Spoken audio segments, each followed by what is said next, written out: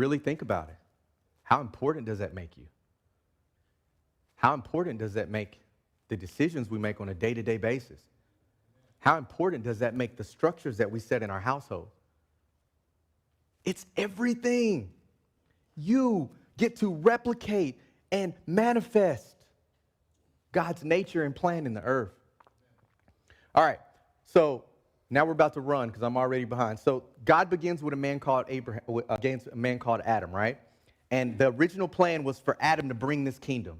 But of course, we know that Adam didn't do what he was supposed to do. So we run through history. We've got Noah, we've got the flood, we've got Cain and his seed, and they're doing a whole bunch of crazy stuff. And we get to this man called Abraham.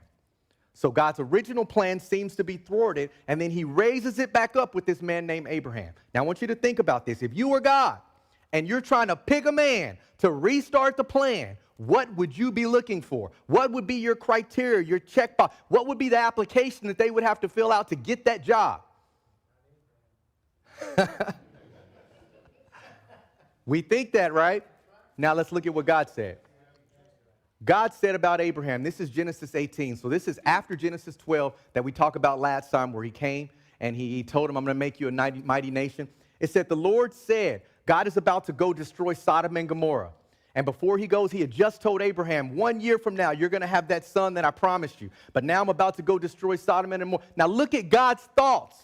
He says, shall I hide from Abraham what I am about to do, seeing that Abraham shall surely become a great and mighty nation, and that all the nations of the earth shall be blessed in him. Here we go. For I have chosen him for what purpose?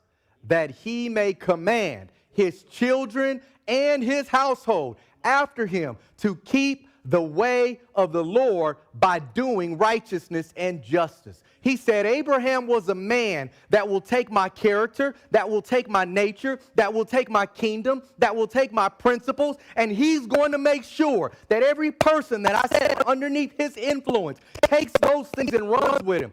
My lineage will not die with him. My word will not die with him. My kingdom will not die with him. It's going to live on because Abraham is going to make sure that the ideas that I put in his head are going to be in the head of his children and his children's children. And not just that, it's the household. That means every single person that he stuck underneath Abraham's influence. God chose Abraham.